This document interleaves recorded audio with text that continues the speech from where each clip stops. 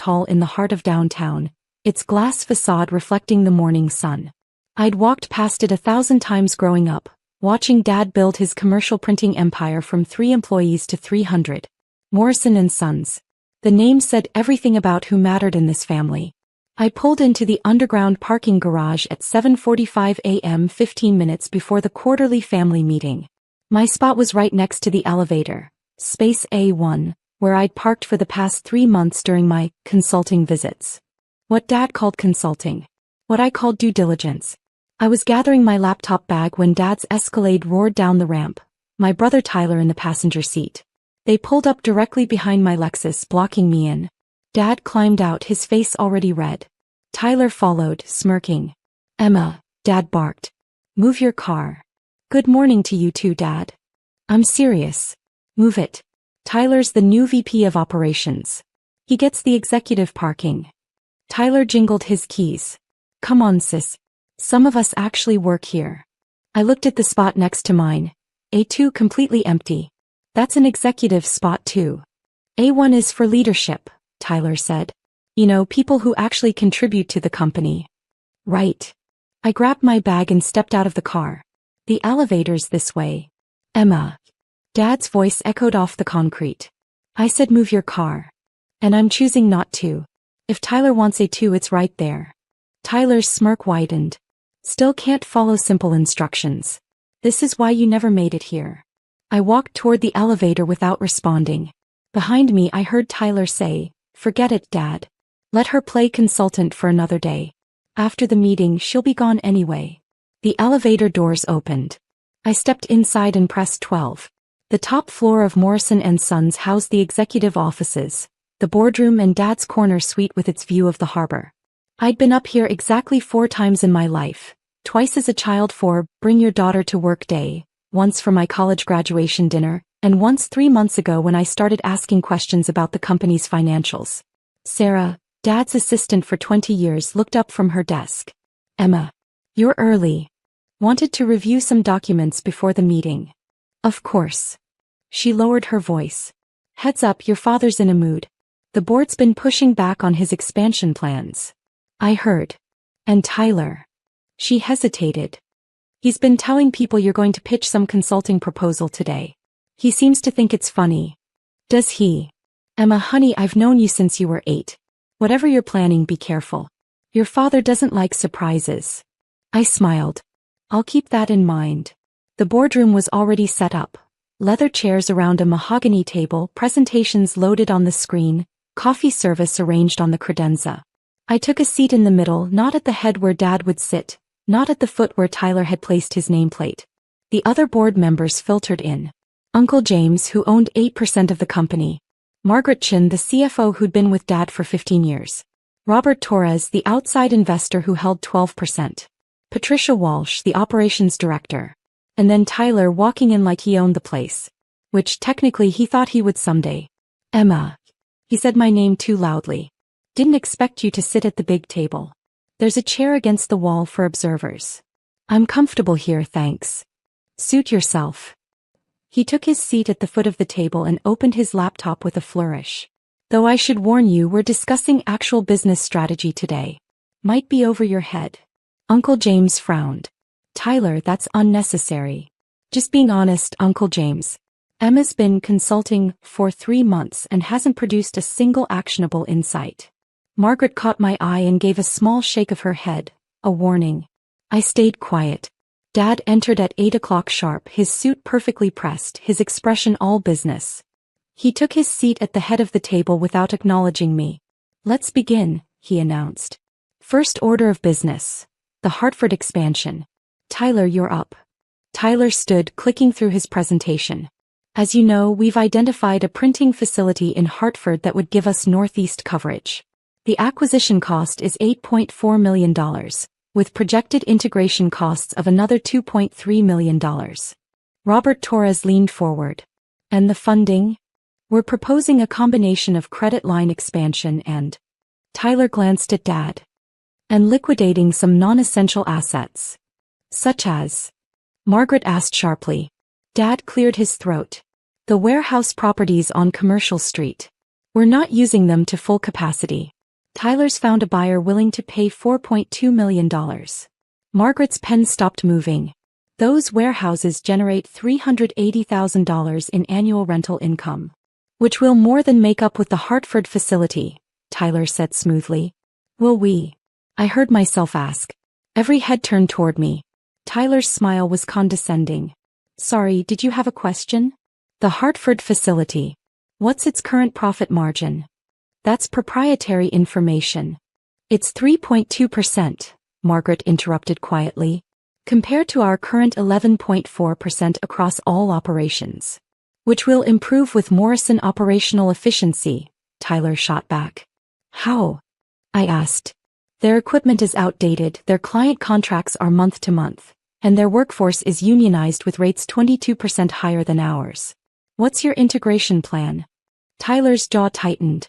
I don't have to explain strategic decisions to a consultant. No, but you should probably explain them to the board, Uncle James said. Emma has a point. What's the integration timeline? We're working on the details. You don't have details, I said calmly. You have a purchase price and a dream. Dad's fist hit the table. Emma, if you're not here to contribute constructively. I am contributing. I'm asking the questions this board should have asked 3 weeks ago when Tyler first proposed this disaster. Disaster. Tyler's voice rose. This expansion will double our market reach. It'll drain our cash reserves, saddle us with an underperforming facility, and force us to sell income-generating assets to fund it. I opened my own laptop. Margaret, can you pull up the Q3 cash flow projections? Margaret hesitated, looking at Dad. Don't, Dad warned. Actually do, I said. Because the board has a right to see that Morrison & Sons is currently carrying $3.7 million in short-term debt, has missed 2 vendor payments in the last quarter, and is projecting a cash shortfall of $1.2 million by year-end even without the Hartford acquisition. Silence. Robert Torres's face went pale. Is this true? Dad's jaw worked. We have temporary cash flow challenges. You have a solvency problem, I corrected. And Tyler's expansion would accelerate it. Tyler slammed his laptop shut. Who the hell do you think you are? Someone who spent 3 months reviewing every financial document, every contract, every vendor agreement this company has. Someone who found irregularities in procurement, inflated expense reports, and vendor kickbacks totaling $890,000 over 2 years. Margaret gasped. That's slander. Tyler shouted. It's documented. I pulled out a thick folder, complete with receipts, wire transfers, and email confirmations. Margaret, you'll recognize some of these. The procurement department flagged them, but the reports never made it to the board. Dad had gone very still. Where did you get those documents? From the company files. I had access through my consulting agreement. I looked at him directly. The agreement you signed 3 months ago without reading because you assumed I was just Emma playing at business again. You had no right. I had every right. The consulting agreement included full document access for strategic review. You signed it because Tyler told you I'd produce some useless market analysis and disappear. Uncle James picked up the folder, flipping through pages. His face darkened. Good God. Tyler, these expenses, a $47,000 vendor payment to a company that doesn't exist. That's out of context. It's fraud, Robert said flatly. Patricia, did you know about this? The operations director shook her head, looking sick. Tyler pointed at me. This is a setup. She's trying to sabotage. The Hartford deal? I finished. I don't need to sabotage it. The numbers do that themselves. But yes, I'm trying to stop it. Because it would bankrupt this company within 18 months. Dad finally spoke, his voice low and dangerous. You come into my boardroom, accuse my son of fraud, and think you can, what? Take over. No, I said quietly. I already took over. The room went dead silent. I pulled out another document. 3 months ago, Morrison & Sons needed capital. Fast. The bank turned you down for credit line expansion. You were desperate. Robert, you remember offering to buy another 10%, but Dad refused. Robert nodded slowly. So Dad looked for alternative financing. He found an investment firm called Apex Holdings willing to provide $5 million in bridge financing at 8% interest. Margaret's eyes widened. The Q2 capital infusion was from Apex Holdings, in exchange for 51% equity in Morrison & Sons. I slid the document across the table to Dad. I know because I own Apex Holdings. I've been the majority shareholder of this company for 93 days. Tyler lurched to his feet. That's impossible. It's public record. Well, it will be after 9 a.m. when the filing posts. I checked my watch. That's 12 minutes from now. Dad grabbed the document, his hands shaking. You bought my company? You sold it to a firm offering the capital you needed. You never asked who owned the firm. Because it was a corporate entity that I created specifically for this acquisition. Apex Holdings is wholly owned by Morrison Capital Group, which is wholly owned by me. Robert started laughing, a shocked, disbelieving sound. She bought the company from under you. Using what money? Tyler demanded. You don't have $5 million. I have considerably more than that. Morrison Capital Group manages a portfolio of $47 million in commercial real estate and business investments. I've spent the last 8 years building it while you all assumed I was failing at entrepreneurship. Uncle James leaned back in his chair. The failed business ventures were learning experiences that taught me how to identify undervalued assets and turn them around. Morrison & Sons was undervalued because of mismanagement. The fundamentals are strong. Good client base, solid reputation, experienced workforce. It just needed better leadership. Tyler's face was purple. You sneaky, conniving businesswoman. I supplied. Yes, I am. Dad looked at the document like it might bite him. Why? Because Morrison & Sons is a good company being destroyed by bad decisions. Because I grew up watching you build something amazing and I couldn't watch Tyler burn it down. I paused. And because you never considered that your daughter might be capable of saving it. The consulting agreement, Margaret said softly. You needed access to verify the investment. And to document the problems so I could fix them. Margaret, you're excellent at your job. The financial irregularities weren't your fault. Tyler routed everything around you. I looked at Patricia. Same with operations. You've been managing crises without knowing Tyler was creating them. Patricia's voice was shaky. The vendor issues last month. Tyler's kickback scheme. It stops today. Tyler grabbed his laptop. I'm calling our lawyer. Feel free. Though you should know that your employment contract includes a termination clause for fraud or mismanagement. You'll be receiving your separation notice today. You can't fire me. I can. I'm the CEO as of 8:30 this morning. The board will vote to confirm at 9:15. Assuming the current board members wish to retain their positions. Robert was reading through my documents now. These financials, you've already identified $2.4 million in cost savings? Conservative estimate. Full audit will probably find more. And the Hartford facility? Dead. We'll focus on optimizing current operations and expanding organically. The warehouse properties? Keep them. That rental income is steady and reliable. Uncle James looked at Dad, who seemed to have aged 10 years in 10 minutes. Emma, what about your father? I met Dad's eyes across the table. You built this company over 35 years. You're brilliant at client relationships and strategic vision. You're terrible at financial management and personnel decisions. I'm proposing you stay on as president of client relations. Full executive salary, benefits, corner office. Your job is to do what you do best. Land big clients and maintain relationships. And you run everything else, Dad said flatly. Yes. As CEO. Yes. Of Morrison & Sons. Actually, I'm changing the name. Morrison & Partners better reflects the reality. Tyler made a strangled sound. Dad stared at me for a long moment. Then, incredibly, he laughed. You really did it. You actually bought my company. Our company now. When did you become this ruthless? I learned from watching you negotiate contracts. You taught me that business isn't about emotions, it's about outcomes. I never taught you anything. You wanted to study art history, remember? I did study art history. Then I got an MBA at night while working 3 jobs. You just never asked about any of it. Margaret spoke up quietly. For what it's worth, Emma's plan is sound. The cost savings alone would stabilize us. And her portfolio. I looked up Morrison Capital Group last week. She's got an impressive track record. You knew? Dad asked. I suspected. Emma's questions were too informed to be casual consulting, and she kept requesting documents that only an owner would need. I nodded to Margaret. You'll have full authority over finance again. No more end runs around your department. Thank God, she muttered. Robert Torres set down the documents. I'll vote to confirm Emma as CEO. This company needs her leadership. Patricia nodded. Seconded. Uncle James looked torn.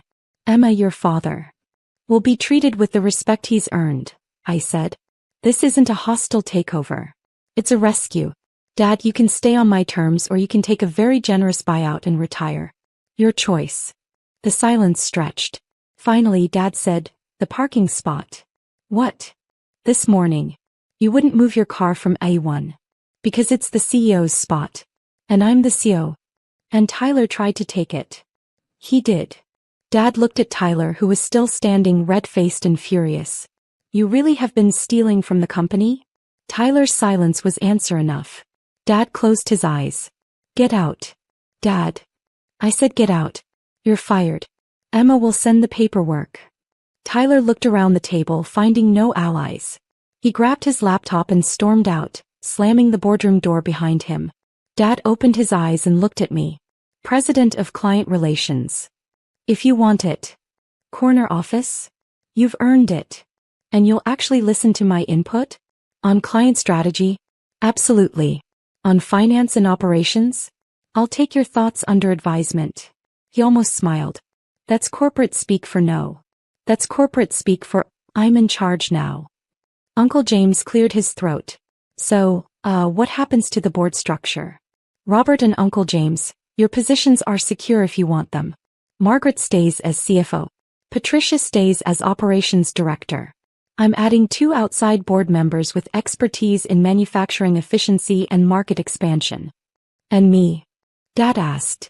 You're on the board. Non-voting position but full access and transparency. You thought of everything. I had 3 months. Margaret started laughing.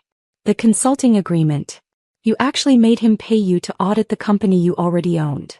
$15,000 a month, I confirmed. Seemed fair. Even Dad cracked a smile at that. Ruthless. We spent the next 2 hours going through the transition plan. At 11:30 I called a break. Dad caught my arm as I headed for the door. Emma. That parking spot. This morning. Yes. I should have asked why you were parking there. You should have. I assumed. You assumed I didn't belong. That Tyler deserved it more. I paused. You've been assuming that my whole life. I know. His voice was rough. And I was wrong. About everything. Not everything. You built an incredible company.